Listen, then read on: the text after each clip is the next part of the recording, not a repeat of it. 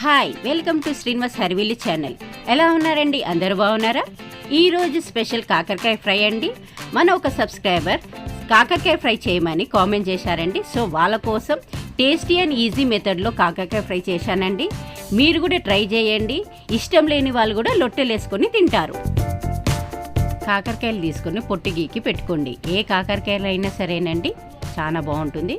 ఇలా పొడుగా కట్ చేసుకొని పెట్టుకోండి.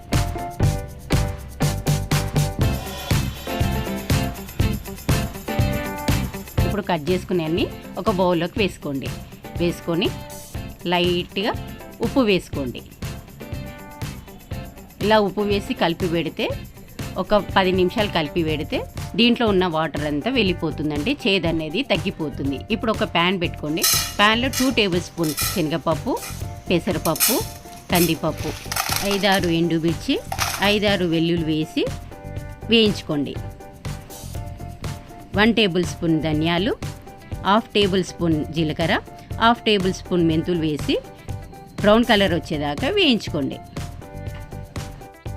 ఇదేనండి మన కాకరకాయకి చాలా టేస్టీగా రావడానికి దీన్ని పొడి చేసుకొని మన కాకరకాయ ఫ్రైలో వేసుకోవాలి. ఇప్పుడు కొన్ని కాకరకాయలు చేతిలో తీసుకొని గట్టిగా పిండండి. దాంట్లో ఉన్న వాటర్ అంతా బయటికి వస్తుంది, అంటే చేదుతనం మొత్తం బయటికి వెళ్ళిపోతుంది.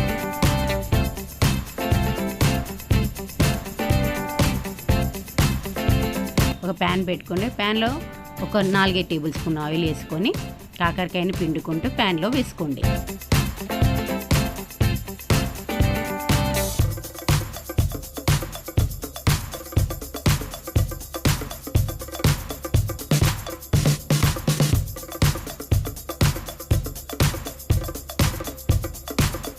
ఇలా అన్ని పిండి వేసుకోవాలి.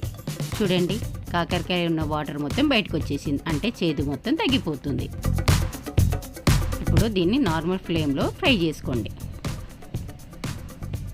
ఇప్పుడు మనం అన్ని వేయించి పెట్టుకున్నాం కదా, దాంట్లో కొంచెం సాల్ట్ వేసుకొని పౌడర్ చేసుకుందాం. ఇలా పౌడర్ చేసి పక్కన పెట్టుకోండి. చూడండి, ఇలా బ్రౌన్ కలర్ కాకరకాయ కొంచెం బ్రౌన్ కలర్ అయినాక ఒక 1 టేబుల్ స్పూన్ షుగర్ వేసుకోండి.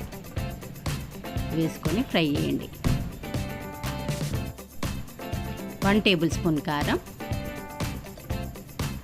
1/2 టేబుల్ స్పూన్ ఉప్పు వేసి బాగా కలపండి. ఇప్పుడు మనం మిక్సీ పట్టి పెట్టుకున్న పౌడర్ని ఒక 3 టేబుల్ స్పూన్ వేసుకోండి. కావాలంటే మళ్ళీ కూడా వేసుకోవచ్చు. ఇలా కలుపుతూ కావాలంటే మళ్ళీ వేసుకోండి. అంతేనండి, మన కాకరకాయ ఫ్రై రెడీ అయిపోయింది. ఇలా ఒకసారి ట్రై చేసి చూడండి, చాలా ఇష్టంగా తింటారు. ఈ రెసిపీని ఎప్పటికీ మర్చిపోరు. కాకరకాయ అంటే ఇష్టం లేని వాళ్ళు కూడా ఈ రెసిపీ మళ్ళీ మళ్ళీ చేయించుకొని తింటారండి. మీరు ఇంట్లో ఒకసారి ఇలా ట్రై చేసి మీ ఫ్యామిలీ మెంబర్స్కి పెట్టండి. ఈ రెసిపీని మర్చిపోలేరు, మిమ్మల్ని మర్చిపోలేరు. మీకు ఏదైనా రెసిపీ కావాలంటే కామెంట్ చేయండి. నాకు చాలా ఈజీ మెథడ్లో నేను మీకు చేసి చూపిస్తాను.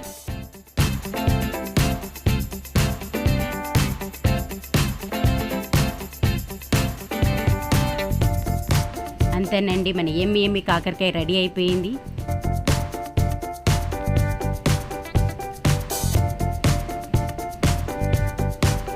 ఈ వీడియో కనుక మీకు నచ్చినట్టయితే please like, share and subscribe my channel.